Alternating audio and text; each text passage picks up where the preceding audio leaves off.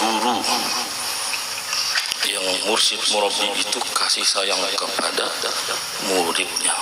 Jadi yang nyata dilihat daripada orang yang guru biasa seperti apa yang ulun berkumpul dengan abah guru itu, selain melajari, mengongkosi, beri duit, memberi makani, kemudian menasehati. Nah, menasehati ini yang jarang, dan mengongkosi itu sifat pemurahnya Sidin.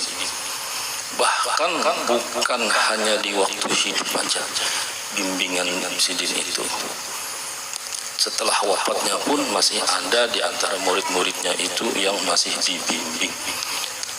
Karena orang aulia itu tidaklah wafat, melainkan hanya berpindah daripada negeri yang zahir ini kepada negeri yang tersembunyi.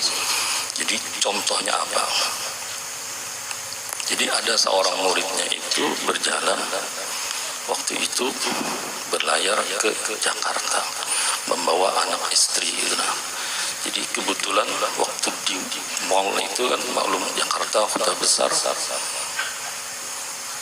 itu, jadi banyak orang. Jadi yang ini menjaga anaknya jangan sampai terlepas daripada penglihatannya, jangan sampai hilang, sehingga memperhatikan anaknya aja. Nah, kemudian tanpa disangka di situ ada sautul hatifan, jadi suara yang tanpa ada orangnya bersuara abah guru itu kepada orang tadi, bagaimana engkau selalu memperhatikan akan anakmu jangan sampai hilang, begitu jugalah aku di sini memperhatikan kamu. Padahal Sidin sudah wafat. Nah, itu diantara daripada kasih sayangnya seorang guru kepada muridnya.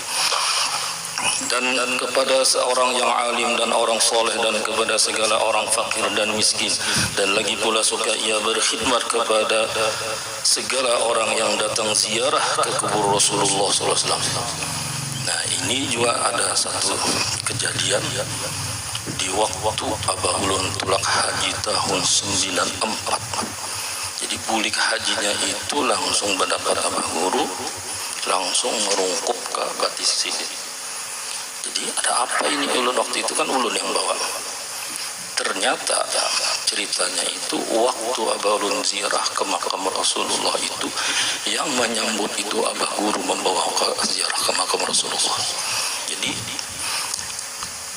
artinya sebagaimana Syekh Seman itu berkhidmat kepada segala orang ziarah ke makam Rasulullah, Abah Guru pun berkhidmat kepada orang yang ziarah ke makam Rasulullah. Padahal Abah Guru sendiri adanya di Sekumpul, bukan di Madinah. Tetapi semuanya itu tidak dibukakan hijab melihat akan seorang gurunya yang memimpin itu, kalau ia bukan tasdiq, benar-benar percaya, jangan sampai ada sedikit pun i'tirad kepada gurunya. Nah, ini diantara sebagai pada ziarah ke makam Rasulullah itu dipimpin seorang guru. Jadi berkhidmat kepada orang yang datang ziarah ke kubur Rasulullah, daripada orang yang alim-alim dan orang yang soleh, dan daripada segala orang yang awam dan khawas. Dan adalah tabiatnya Syekh Seman radhiyallahu itu ketika masa kecilnya hingga sampai had mursyidnya, dan lagi pula ia sangat memuliakan ibu bapanya, lagi pula mengakalkan musyahadatil wujud dan muraqabah dan ibadah, hingga ia meninggalkan daripada adat dan melawan ia akan hawa nafsunya, hingga daripada yang halal sekalipun. Dan tiadalah tidur ia pada ketika malam hari melainkan sedikit jua. Dan apabila ia diberi bantal oleh orang tuanya ketika hendak tidur, maka keluh kesahlah ia seperti orang sakit. Dan apabila sampai waktu sahur, maka ia bangun daripada tidurnya, lalu ia ratib sahur, kemudian daripada itu ia sembahyang subuh berjamaah dengan orang banyak, lalu pula ia ratib subuh hingga terbit matahari. Manakala terbit matahari kira-kira segala, maka bangkitlah ia sembahyang sunnatul isyraq 2 rakaat, dan apabila sampai seperempat hari, maka bangkitlah ia sembahyang sunnatul duha. Dan syahdan adalah halnya Tuan Sayyidi Tuan Sayyidi saya Muhammad Saman itu selalu di dalam zikrullah siang dan malam, dan ia suka uzlah, artinya menjauhi daripada bercampur dengan manusia, dan masuk khalwat dan melazimkan ziarah ke baqi'ah di tempat penguburan segala istri Nabi Muhammad sallallahu alaihi wasallam. Dan lagi wasiat Tuan Sayyidi saya Muhammad Saman radhiyallahu an, lazimkan oleh kamu hai segala muridku sembahyang 5 waktu berjamaah dan sembahyang Jumat. Jadi di sini kalimatnya lazimkan, bahasa kita Banjar tuh tugul. Alhamdulillah kita sudah sembahyang berjamaah, sembahyang Jumat, tapi ada aja lagi masalahnya.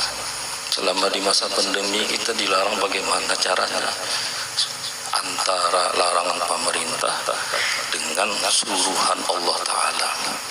Jadi banyak kejadian yang aneh-aneh. Di masjid sembahyang Jumat kada wibai, tapi sembahyang zuhur kan aneh ya. Kemudian sembahyang Jumat kadang mohon maaf sembahyang Jumat tidak bib, tapi baca maulid tetap berkumpul. Jadi sungguh aneh. Yang hanya ini artis yang jadi imam lagi, lebih aneh lagi gitu. Sedikit. Iya, kan orang yang jadi imamnya umum akra hukum ya. Akra hukum tidak ada yang namanya siapa itu yang menyuruh. Akra hukum itu orangnya berilmu, fasahatul lisan, makharijul huruf. Ini apa tajwidnya ada? Man lam yujawwidil Quran fa huwa asimu.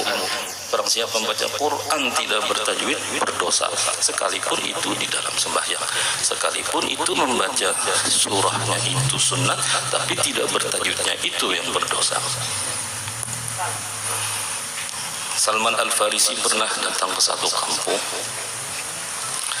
kemudian disuruh jadi imam. Sidin menolak, tapi karena dipaksa akhirnya yang mau jadi imam.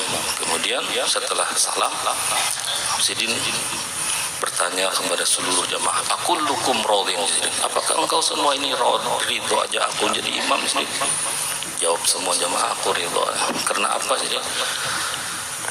Barang siapa yang maju jadi imam sedangkan makmumnya itu wahum lahu karihun, la tuqbalu sholatuhum. Begitu ya. Nah, jadi hati-hati menyuruh orang jadi imam itu kalau makmumnya itu tidak ridho, jadi ulut-ulutan orang jadinya. Nah, jadi ini kita disuruh lazimkan tuguli sembahyang 5 waktu berjamaah. Mun kada dilanggar di masjid ya di rumah dengan keluarga. Tapi kalau sembahyang Jumat mesti harus di masjid. Tapi karena nazirnya kada berpengetahuan ilmu, asal suruh aja. Masalahnya kita harus modal itu sembahyang zuhur ulang bahasa.